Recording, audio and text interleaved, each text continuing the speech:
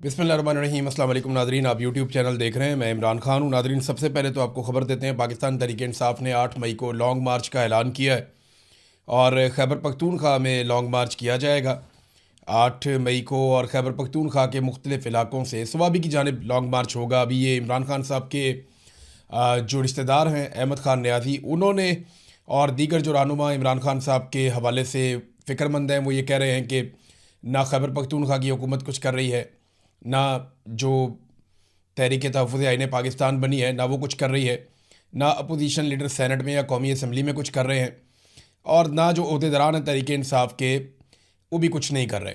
तो इस वजह से अब ये लोग सामने आए, इन्होंने कहा जी हम अब एहतजाज करेंगे और लाएअमल का ऐलान करेंगे और बाकी सब लोग इसके ऊपर तवज्जो दें। बार बार वीडियोज़ जारी की जा रही हैं, ज़ोर लगाया जा रहा है कि इमरान खान के लिए निकलो, लेकिन पाकिस्तान तहरीक इंसाफ ऐसा दिखाई देता है बज़ाहिर कि तहरीक इंसाफ शायद ख़ुद मायूसी का शिकार है। वो आवाम को मायूसी से कैसे निकालेगी? यानी पहले ये कहा जाता था तहरीक इंसाफ के अहदेदारान की जानिब से कि 4 लाख बंदा चाहिए, 5 लाख बंदा चाहिए। अब वो कहते हैं कि करोड़ों बंदा चाहिए सिस्टम को ठीक करने के लिए, निकालने के लिए। तो ख़ुद निकलेंगे तो लोग निकलेंगे ना। ऐसा तो नहीं होता कि आप ख़ुद घर बैठे रहें और लोग निकलें और निकल कर आपके लिए इनकलाब लें, ये मुमकिन नहीं है। और तहरीक इंसाफ काफ़ी ज़्यादा तकसीम का शिकार भी हुई है। ख़ास तौर पे खैबर पख्तूनख्वा की जो नई हुकूमत बनाई गई, इससे बहुत सारी उम्मीदें थी। इमरान खान साहब ने बनाई ऐसे थी कि ये नौजवानों को इकट्ठा करेंगे, मोबिलाइज़ करेंगे, चैनलाइज करेंगे, बड़े पैमाने पे नौजवान इकट्ठे हो जाएंगे और एक बहुत ज़बरदस्त किस्म की तहरीक जन्म लेगी। लेकिन हमने देखा कि वो नहीं हुआ। बातें बहुत बड़ी बड़ी की गई, लेकिन अमली तौर पर वो सारा कुछ जो तवक्को की जा रही थी वो हमने होता हुआ नहीं देखा। इस वक्त तो फ़िलहाल जो है चीज़ें पाकिस्तान की मिलिट्री इस्टेब्लिशमेंट की फेवर में, क्योंकि आसिम मुनीर साहब के डोनाल्ड ट्रंप के साथ अच्छे ताल्लुकात बन गए हैं। डोनाल्ड ट्रंप खुद मुश्किल में है, लेकिन आसिम मुनीर साहब कंफर्टेबल है और उनकी एक पोजीशन बन गई है और उस पोजीशन को वो एंजॉय कर रहे हैं फ़िलहाल। और उन्हें कोई ऐसी मुश्किल है भी नहीं, यानी पाकिस्तान तहरीक इंसाफ की तरफ से उन्हें कोई ऐसा मामला नहीं है कि कोई बहुत बड़ा एहतजाज खड़ा हो जाए। हत्ता कि जो अवामी इशूज़ हैं तहरीक इंसाफ उन पर भी किसी किस्म का एहतजाज करने के मूड में नहीं है।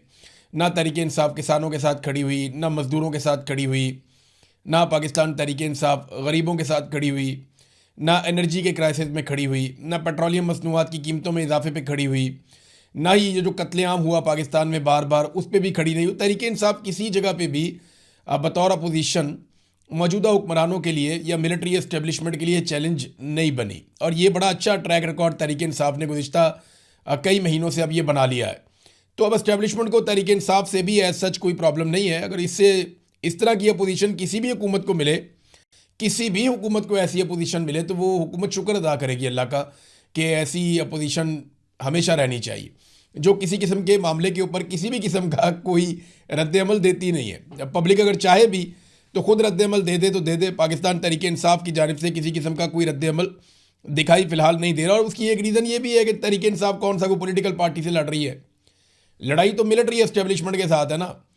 इधर पॉलिटिकल पार्टी के खिलाफ वो कोई एहतजाज प्लान करते हैं या महंगाई, गुर्बत, बेरोज़गारी, इन चीज़ों के ऊपर निकलने का प्लान करते हैं। साथ ही जनाब अली पता चलता है कि वहाँ पे सेक्टर कमांडर में मीटिंग शुरू हो गई है सेक्टर ऑफिस के अंदर, और यहाँ पे जनाब मिलिट्री ऑफिसर्स जो हैं वो अब प्लानिंग कर रहे हैं। ISI की एजेंसी बीच में आ गई है, मिलिट्री इंटेलिजेंस की एजेंसी बीच में आ गई है। वो बेचारे अब वो करें क्या? फ़ौजियों से लड़ने की तो उनको ट्रेनिंग नहीं है। वो पॉलिटिकल पार्टी के साथ ही वो एक मुज़ामत कर सकते हैं। लेकिन माजी में जो है वो मिलिट्री इस्टेब्लिशमेंट के साथ मुज़ामत की है लोगों ने। इमरान खान साहब इस वक्त बड़ी अच्छी मुज़ामत कर रहे हैं। बेनज़ीर भुट्टो ने मुज़ामत की माजी में, नवाज शरीफ ने हल्की फुल्की मुज़ामत की जब इनके ऊपर बुरा वक्त आया, जुल्फ़िकार अली भुट्टो ने मुज़ामत की, और लोगों ने भी मुज़ामत की पाकिस्तान में। और कभी वो कामयाब हुए, कभी नाकाम हुए, लेकिन मुज़ामत ज़रूर की। एक तस्वीर है नाज़रीन, ये पाकिस्तान में पुलिस के लिए एक चैलेंज बनी हुई है, ख़ास तौर पर पंजाब में। अब ये तस्वीर कोई आर्टिफिशियल इंटेलिजेंस से तो बनी हुई नहीं है, ना ही ये तस्वीर जो है इसे कोई फ़ोटोशॉप करके बनाया गया है। तस्वीर में देखा जा सकता है कि इमरान खान साहब चल रहे हैं, सामने जर्नलों की लाइन लगी हुई है और जनरल बाजवा तारुफ करवा रहे हैं, और आसिम मुनीर साहब जो हैं वो इमरान खान साहब को सलूट मार रहे हैं। अब ये जनाब तस्वीर जब नौजवान उठा लेते हैं या पाकिस्तान तहरीक इंसाफ के वर्कर्स उठा लेते हैं तो उन वर्कर्स को ही उठा लिया जाता है। इस तस्वीर से ऐसा लगता है कि निज़ाम को खासी चिढ़ है, यानी वो नहीं चाहते कि इमरान खान साहब को आसिम मुनीर साहब सलूट मार रहे हैं, ये तस्वीर मंजर आम पर आए। देखें, हकीकत है, इससे आप भाग तो नहीं सकते। सरकारी मुलाजिम की ड्यूटी है तो फिर इसमें नखरा कैसा और गुस्सा कैसा? यानी अगर इमरान खान साहब दोबारा वज़ीर आज़म बन जाते हैं, फ़र्ज़ करें, तो यही आसिम मुनीर साहब अगर फील्ड मार्शल होंगे तो सलूट इनको मारना पड़ेगा। अव्वल तो पूरी कोशिश करेंगे कि इमरान खान वज़ीर आज़म ना बने, लेकिन अगर पाकिस्तान की अवाम वाकई खड़ी हो जाती है, अड़ जाती है, डट जाती है, इमरान खान को वज़ीर आज़म बनना पड़ जाता है, तो मुस्तकबिल की बात तो बाद में है। सबसे पहले तो आसिम मुनीर साहब को सलूट मारना पड़ेगा इमरान खान को, और वो फोटो फिर बाहर आ जाएगी। तो सरकारी मुलाजिम होता है। वैसे भी अब मेरे ख्याल में शहबाज शरीफ ने गंदी आदत डाल दी है मिलिट्री एस्टेब्लिशमेंट को, और उन्हें अब उस तरह के वज़ीर आज़म पसंद है जो सलूट खाते नहीं है, सलूट मारते हैं। यानी सलूट करवाते नहीं हैं, सलूट करने के आदी होते हैं। इस किस्म के उन्हें वज़ीर आज़म पसंद आ गए। शहबाज शरीफ की तो महारत ही सलूट मारने में है। जैसे ही वो डोनाल्ड ट्रंप को या किसी ताकतवर आदमी को देखते हैं तो देखते ही दूर से ही सलूट ठोक देते हैं, और जैसे ही नज़र पहुंचती है तो ऑटोमेटिक ही शहबाज शरीफ साहब का हाथ जो है वो उनके माथे पे पहुंच जाता है। बहरहाल नाजरीन, इस वक्त की जो लेटेस्ट खबर है, अभी जो मैं वीडियो रिकॉर्ड कर रहा हूँ, वो ग्लोबल स्मूथ फॉल्टेला के हवाले से है। ये वही बहरी काफिला है जो रवाना हुआ गज़ा की जानिब, और ये स्पेन से निकले थे आज से कुछ रोज़ पहले, और स्पेन से निकलकर इनकी जो मंजिल है वो थी गज़ा। ये इमदादी सामान लेकर जा रहे हैं गज़ा की जानिब, और 58 के करीब ये बहरी जहाज़ हैं। ये बड़े साइज़ की कश्तियाँ हैं और कुछ जहाज़ हैं। ये 58 के करीब इनकी तादाद है टोटल, और अब तक की इतलात के मुताबिक इनको घेरे में ले लिया है इसराइली फोर्सेस ने। लेकिन इनको बहरा रूम में जहाँ पे घेरे में लिया गया है वो बैनुल अक़वामी पानी है। यानी ऐसा नहीं है कि ये कोई इसराइल की हदूद में दाखिल हो गए, ये गज़ा जा रहे हैं, और गज़ा इसराइल का हिस्सा नहीं है। देखें, कानूनी तौर पर तो इनको जाने की इजाज़त होनी चाहिए। अगर ये गज़ा जा रहे हैं और वहाँ जाके इमदादी सरगर्मियाँ या काम करना चाहते हैं तो गज़ा की गवर्नमेंट जाने और ये जाने, लेकिन इसराइल इनका मुहासरा कर रहा है। और 7 कश्तियों को इसराइली मीडिया की जो रिपोर्ट है उसके मुताबिक उन्होंने अभी तक कब्ज़े में ले लिया है, जबकि 11 जो बहरी जहाज़ हैं उनके साथ राब्ता भी मुनक़ता हो गया है। अब इन जहाज़ों में बड़ी तादाद में इंसानी हकूक़ के अलमबरदार और इमदादी कारकुन मौजूद हैं जिनका ताल्लुक़ दुनिया के कई ममालिक के साथ है।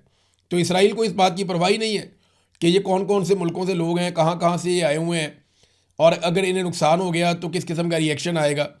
लेकिन वो जो दिल करता है वो करता है, उसको पूछने वाला कोई नहीं है, क्योंकि इस वक्त अमेरिका का दस्ते शफ़क़त इसराइल के हाथ के ऊपर है। जैसे आसिम मुनीर साहब के हाथ के ऊपर है ना, सर के ऊपर हाथ है डोनाल्ड ट्रंप का इस वक्त, और डोनाल्ड ट्रंप ने फ्री हैंड दिया हुआ है, जो दिल करता है ये कर रहे हैं। हालांकि पाकिस्तान का इन्होंने नक्कू ठप दिया, जो पाकिस्तान की हालत कर दी इन्होंने मईशत के मैदान में, अमन व अमान के मैदान में, इंसानी हकूक़ के मैदान में, अदलिया के मैदान में, मीडिया के मैदान में, हर तरफ इन्होंने पाकिस्तान का बेड़ा गर्क करके रख दिया। लेकिन जब तक डोनाल्ड ट्रंप का हाथ सर पे है तब तक इनको पूछने वाला कोई नहीं है। देखिए, अब डोनाल्ड ट्रंप को भी तो आगे देखो पूछने वाला हो ना। फील्ड मार्शल को डोनाल्ड ट्रंप ने एक वादा किया था। यानी जब फील्ड मार्शल गए थे ना ईरान में, तब डोनाल्ड ट्रंप ने फील्ड मार्शल को कहा था, लबनान में गारंटी दी थी कि सीज़ फायर है लबनान में, तो ईरान के साथ बातचीत आगे बढ़ाएं। तो ईरान बातचीत कर रहा था, लबनान के अंदर सीज़ फायर था। तो अब डोनाल्ड ट्रंप ने बताया, जनाब मैंने तो यानी वहाँ भी शर्मिंदा करवा दिया। डोनाल्ड ट्रंप ने अलग ही खबर दे दी इंटरव्यू देते हुए। डोनाल्ड ट्रंप इंटरव्यू दे रहे थे, इंटरव्यू में उन्होंने कहा कि मैंने नेतन्याहू को कहा था कि उन्हें ये काम ज़्यादा महारत के साथ करना होगा, इमारतों को नहीं गिराना, ये हौलनाक है और इससे इसराइल का तासुर ख़राब होता है। बस यही थी जंगबंदी की हकीकत। यानी जिस जंगबंदी की गारंटी डोनाल्ड ट्रंप ने फील्ड मार्शल आसिम मुनीर को दी, उस जंगबंदी की हकीकत ये है जो अब डोनाल्ड ट्रंप ने बयान कर दी। ट्रंप ने बमबारी में अपनी नाकामी का एतराफ़ भी किया। ट्रंप ने कहा जी बमबारी से हमें वो फ़ायदा नहीं हुआ जो ईरान के अंदर हमने बमबारी की है, बल्कि नाकाबंदी ट्रंप ने कहा जी हमारी बहुत मुअस्सर साबित हो रही है। और इस वक्त ईरानियों के बारे में उन्होंने कहा कि वो ज़िबा किए हुए सूरों की तरह दम तोड़ रहे हैं। एटमी मामलात पर मुआहदे तक नाकाबंदी कतई तौर पर ख़त्म नहीं की जाएगी, ये डोनाल्ड ट्रंप ने कहा। अच्छा, अब ये जो नाकाबंदी है ना, ये दो तरफ है। एक तरफ तो ईरान ने अपना सिस्टम लगाया हुआ है आपने हुर्मुज़ के ऊपर, और बाहर से अमेरिका ने नाकाबंदी की हुई है। डोनाल्ड ट्रंप ने यह दावा किया था कि 3 दिन के अंदर ईरान अंदर से फटना शुरू हो जाएगा। ईरान की जो पाइपलाइंस हैं पेट्रोल की वो फटेंगी, क्योंकि ईरान की जो पेट्रोलियम मसनूआत के लिए जो तनसीबात हैं, तो ईरानी तनसीबात काम कर रही हैं, उनके जो तेल के कुएँ हैं वो काम कर रहे हैं। तो अब अगर वो काम करेंगे तो उनकी जो पाइपलाइंस हैं वो फटेंगी, वहाँ प्रेशर बहुत बढ़ेगा। डोनाल्ड ट्रंप ने यह दावा किया था। इस दावे के ऊपर पहले एक तो स्टेटमेंट है यहाँ पे काली बाफ का, डोनाल्ड ट्रंप को उन्होंने 3 दिन के बाद जवाब दिया। मैंने ये स्टेटमेंट आपको बताया भी था कि उसने कहा था 3 दिन है ईरान के पास और 3 दिन के बाद ये हो जाएगा। तो यहाँ पे कालीबाफ ने कहा कि ट्रंप की 3 दिन वाली जो 3 दिन गुजर चुके हैं और एक भी तेल के कुएं में धमाका नहीं हुआ। हम इस मोहलत को 30 दिन तक बढ़ा सकते हैं और आपको यहाँ से इन कुओं के बराह रास्त मनाजर भी दिखा सकते हैं। ये वो अहमकाना मशवरे हैं जो अमरीकी इंतज़ामिया को उनके वज़ीर ख़जाना का नाम लेते हुए उन्होंने कहा कि बेसेंट जैसे लोगों से मिलते हैं, जिन्होंने नाकाबंदी के ख्याल को भी फ़रोग दिया और तेल की कीमत को $120 से ऊपर पहुंचा दिया। अब अगली मंजिल $140 फ़ी बैरल है। मसला सिर्फ गलत नज़रियात का नहीं, असल मसला सोचने के अंदाज में है। ये बाकर कालीबाफ ने कहा और डोनाल्ड ट्रंप को उसके चैलेंज का 3 दिन के बाद जवाब दिया कि तुमने कहा था कि 3 दिन के बाद यहाँ पे हमारे कुएं फटना शुरू हो जाएंगे, तो एक भी कुएं में धमाका नहीं हुआ। तो हम तो तेल निकाल रहे हैं। ईरान जो यौमिया तेल निकाल रहा है ना इस वक्त, उसकी मिकदार मैं आपको बता देता हूँ। ये 35 लाख बैरल रोज़ाना तेल ईरान निकाल रहा है। अब 35 लाख बैरल तेल ईरान अगर रोज़ाना निकाल रहा है तो ये कब तक निकाल सकता है? क्योंकि देखें ना, ये तेल जो निकालेगा उसको कहीं ना कहीं तो स्टोर करना पड़ेगा। अब ये मुमकिन नहीं है जब आप तेल निकाल रहे हो और आप उसका आगे से आपके पास खाली करने का जरिया ना हो, तो फिर तो ये धमाके होने हैं। फिर तो डोनाल्ड ट्रंप का ये अंदाज़ा था कि 3 दिन है ईरान के पास। लेकिन यहाँ पे जो टैंकर ट्रेडर्स कंपनी है उसकी रिपोर्ट के मुताबिक जितने ऑयल टैंकर्स इस वक्त मौजूद हैं ईरान के आसपास और ईरान से एसोसिएटेड, ईरान 4 से 6 हफ्तों तक टैंकर्स की तरसील का काम जारी रख सकता है। यानी 4 से 6 हफ्ते तक ईरान बड़े आराम से अपना तेल निकालता रहे तो किसी किस्म का कोई नुकसान नहीं होगा। ट्रंप को ये 3 दिन बताए गए थे, कालीबाफ ने 1 महीने का दावा कर दिया है। और अगर ईरान 5 लाख बैरल कम कर दे, यानी इसको 35 लाख बैरल से ले जाए यौमिया 30 लाख बैरल पे, तो वो 3 महीने तक भी इस मामले को घसीट के ले जा सकता है। ये दावा किया गया है बैनुल अक़वामी मीडिया में। अब ये खबर गलत साबित हुई डोनाल्ड ट्रंप की और उनको गलत मालूमात दी गई कि ईरान के अंदर कुएं फटना शुरू हो जाएंगे, वहाँ पे तेल की पाइपलाइनें फट जाएंगी। एक और ख़बर भी है, ये 4 से 6 हफ्ते तक ईरान उस सूरत में निकालेगा कि कोई भी खाली टैंकर खलीज फारस के अंदर दाखिल ना हो। अगर मज़ीद खाली टैंकर खलीज फारस के अंदर आ जाते हैं तो ईरान इस टाइम को और भी बढ़ा सकता है। तो ईरान के पास कैपेसिटी है। अच्छा, एक और चीज़ भी है, ईरान के पास ज़मीन पर तेल ज़ख़ीरा करने की इजाफी सलाहियत भी ईरान के पास मौजूद है, जिसके बारे में पक्का नहीं पता वो कितनी है, लेकिन ईरान वहाँ पे भी तेल ज़ख़ीरा करके लंबा चला सकता है। तो जो डोनाल्ड ट्रंप का आइडिया था वो गलत साबित हुआ। इसमें ईरान के लिए आबने हुर्मुज़ पे कंट्रोल रखना इतना मुश्किल नहीं है। उसकी वजह यह है कि ये समंदर का फासला सामने नज़र आता है, वो ओमान है, ये ईरान है, तो मसला ही कोई नहीं है उनके लिए। आबने हुर्मुज़ बिल्कुल पतली सी एक जगह है, वहाँ छोटे रॉकेट और छोटे हथियारों के साथ भी वो किसी भी जहाज़ को गुजरने नहीं देंगे ज़मीन पे बैठ के, वो मुश्किल नहीं है। जबकि अमेरिका के लिए ये काम बहुत मुश्किल है। वजह यह है कि अमेरिका खुले पानियों के अंदर है, गल्फ़ ऑफ ओमान में और उससे आगे अरेबियन सी में। अब जिस तरह के पानियों के अंदर अमेरिका इस वक्त अपने बहरी जहाज़ों को लेकर मौजूद है, वहाँ से अगर जहाज़ गुजरते हैं तो वो बहुत बड़ा रकबा, बहुत बड़ा एरिया कवर करना पड़ता है और समंदर के अंदर ये थका देने वाला काम है। यानी एयरफोर्स और ज़मीनी अफवाज के लिए कभी उतनी मुश्किलात नहीं होती जितनी बहरिया के लिए होती हैं। इनका बहुत टफ काम होता है, बहुत मुश्किल और थका देने वाला काम होता है। ये बड़ी मुश्किल एक्सरसाइज है और इसमें कामयाबी के इम्कानात उतने नहीं होते जितने ज़मीन के ऊपर या फ़िज़ा से अटैक के ऊपर होते हैं। तो इसलिए यहाँ अब अमेरिका के लिए एक चैलेंज है कि वो कितने लंबे अरसे तक ये काम करता रहेगा कि नाकाबंदी जारी रखे। देखिए, इसके अखराजात भी उसको पड़ेंगे। और डोनाल्ड ट्रंप के लिए एक बड़ा पंगा ये है कि अभी जर्मनी के जो वज़ीर ख़जाना है उन्होंने कह दिया कि हमारी जो माशी तरक्की है वो आधी हो गई है और हमारी कंपनियां नुकसान में जा रही हैं और उनको इसका डैमेज हो रहा है, और वो सिर्फ डोनाल्ड ट्रंप की ईरान के साथ छिड़ जाने वाली जंग की वजह से हो रहा है और आबने हुर्मुज़ की बंदिश के असरात हमारे ऊपर आ रहे हैं। यही बात जो है वो दीगर जो जनूबी ममालिक हैं यूरोप के, उन्होंने भी अमेरिका से मदद की अपील की है और वो भी ये बता रहे हैं कि हमारी मईशत कसाद बाजारी की तरफ जा रही है, हमारे हालात बहुत ज़्यादा ख़राब हो रहे हैं। हमारी जो टूरिज़म की इंडस्ट्री है, उसके अलावा जो बाकी सारे मामलात हैं, जो इंडस्ट्री चलाने के मामलात हैं, वो सब बहुत बुरी तरह इफ़ेक्ट हो रहे हैं। ये बार बार बातें सामने आ रही हैं। बरतानिया के हवाले से एक द इंडिपेंडेंट के अंदर खबर छपी है।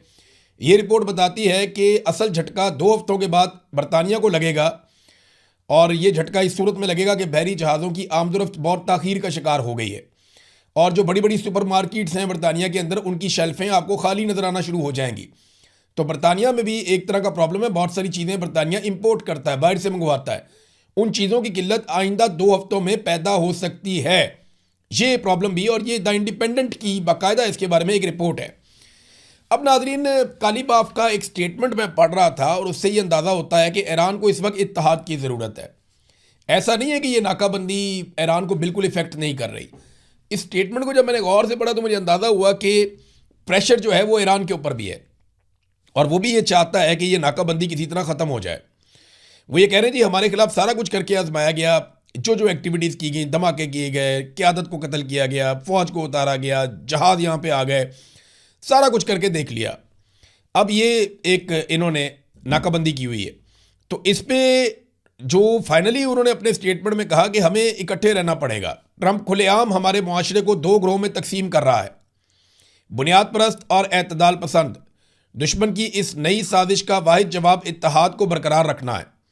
शुरू से लेकर आज तक ये इत्तेहाद ही है जो दुश्मन के तमाम मंसूबों की नाकामी का सबब बना है। फिर वो ये भी बताता है कि ये जो हालात अब पैदा किए हैं इससे प्रेशर तो आएगा। देखें, ईरान के ऊपर भी दबाव है, ऐसा नहीं है कि ईरान दबाव में नहीं है।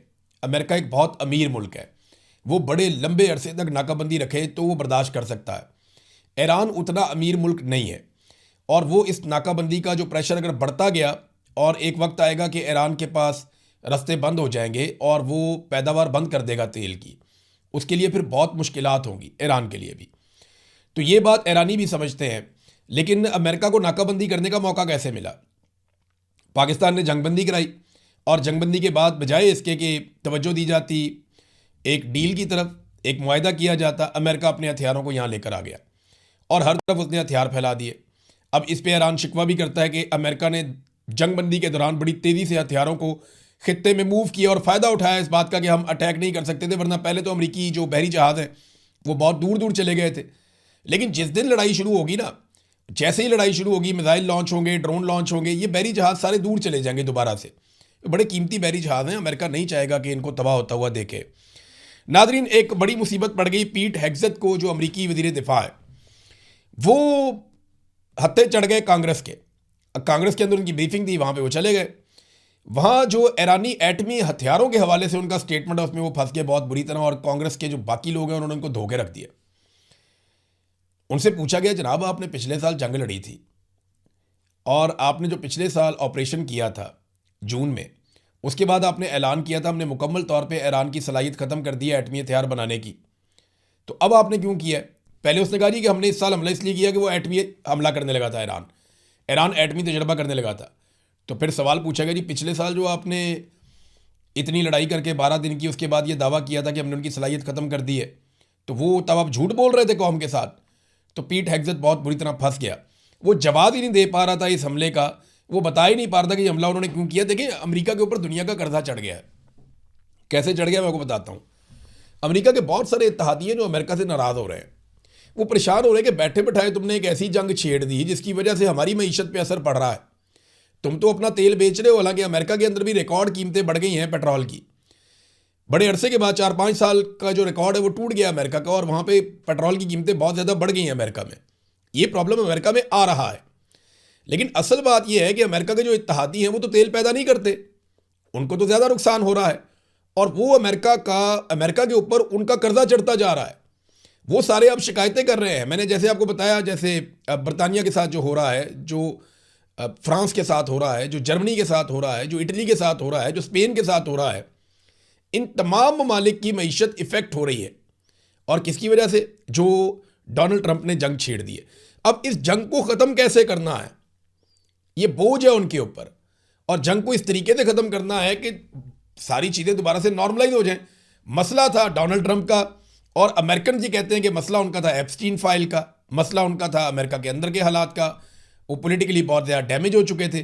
तो डोनाल्ड ट्रंप के दिमाग में ये फार्मूला शायद बहुत पहले से था, क्योंकि जब बराक ओबामा सदर था अमेरिका का, उस वक्त डोनाल्ड ट्रंप ने ये बात की थी कि अपनी गिरती हुई मकबूलियत को सहारा देने के लिए बराक ओबामा ईरान के ऊपर हमला कर सकता है, क्योंकि ये कोई डील करने के काबिल नहीं है, कोई बातचीत करने के काबिल नहीं है। ये उस वक्त ट्रंप ने कहा था, और वही काम जब ट्रंप की अपनी मकबूलियत बहुत ज़्यादा गिर रही थी उस वक्त ट्रंप ने ईरान के साथ कर दिया। और अब अमेरिका के ऊपर बोझ पड़ रहा है। ये सारे अमेरिका के इत्तेहादी, अमेरिका के दोस्त ममालिक हैं, लेकिन वो सारे के सारे परेशान हैं कि अमेरिका के इस एडवेंचर की वजह से जिसमें नेतन्याहू ने डाल दिया डोनाल्ड ट्रंप को उठा के, उनका नुकसान होना शुरू हो गया। हालांकि ना वो लेने में ना वो देने में, ना उन्होंने इस लड़ाई को शुरू किया, ना वो इस लड़ाई का हिस्सा बने, और ना वो इस लड़ाई का जवाब मानते हैं, लेकिन नुकसान उनकी मईशत को हो रहा है, लगातार हो रहा है। नाज़रीन, एक बड़ी इंटरेस्टिंग चीज़ मैं आपको जाते जाते बताता हूँ। एक लेगो आपने सुना होगा, बच्चे बहुत अच्छी तरह जानते हैं लेगोस क्या होते हैं। ये कार्टून होते हैं, लेगो कार्टून होते हैं, इनकी दुकानें भी बनी हुई, इनके टॉयज़ भी मिलते हैं। तो ये जो लेगोस का जो आर्टिफिशियल इंटेलिजेंस का एक पूरा सिस्टम है, इसको ईरान की जेनजी ने बड़ा कमाल तरीके से इस्तेमाल किया। जेनजी बोलते हैं नौजवानों को, बिल्कुल जो छोटी उम्र के हैं, हमारे बाद वाली नस्लें। तो जेनजीज ने इसको बड़े ज़बरदस्त तरीके से इस्तेमाल किया और लेगोस के ज़रिए से ऐसी आर्टिफिशियल इंटेलिजेंस से वीडियो बनाई और दुनिया भर के सोशल मीडिया पे डालकर फैला दी, जिनको मिलियंस के अंदर लोगों ने देखा और अमेरिकन बयानिए की धज्जियाँ उड़ा दी। लेकिन जब जंग होती है तो प्रोपेगेंडा वॉर भी होती है, और जब प्रोपेगेंडा वॉर होती है तो आपको नए से नए टूल्स इस्तेमाल करने पड़ते हैं। जिस तरीके से ईरान ने या उनके जेनजीज ने लेगोस के ऊपर वीडियो बना बना के, और उसमें मैसेजेस हैं, यानी डोनाल्ड ट्रंप ये कर रहा है, कभी वो कर रहा है, कभी प्रेस कॉन्फ्रेंस कर रहा है, कभी लड़ाई कर रहा है, कभी मिसाइल आ रहे हैं, कभी मिसाइल जा रहे हैं, कभी समंदर दिखा रहे हैं, कभी यहाँ से खाबनाई को, कभी किसी और को। तो उन्होंने लेगोस का इस्तेमाल किया। आर्टिफिशियल इंटेलिजेंस का जैसा इस्तेमाल ईरान ने किया है, इसको बनाने वालों ने भी नहीं किया होगा। जिन्होंने आर्टिफिशियल इंटेलिजेंस की बुनियाद रखी वो लोग अच्छा इस्तेमाल नहीं कर सके, जबकि ईरान ने शानदार इस्तेमाल किया आर्टिफिशियल इंटेलिजेंस का, और प्रोपेगेंडा के मैदान में उन्होंने अमेरिका को वाकई में मात दी है। और ये बात अब अमेरिकन मानते हैं और अमेरिकन मीडिया इसकी तारीफ कर रहा है। अल जज़ीरा ने इसके ऊपर पूरी एक रिपोर्ट भी शाया की है। अब तक के लिए इतनी, अपना ख्याल रखिएगा, अपने इस चैनल का भी। अल्लाह हाफ़िज़।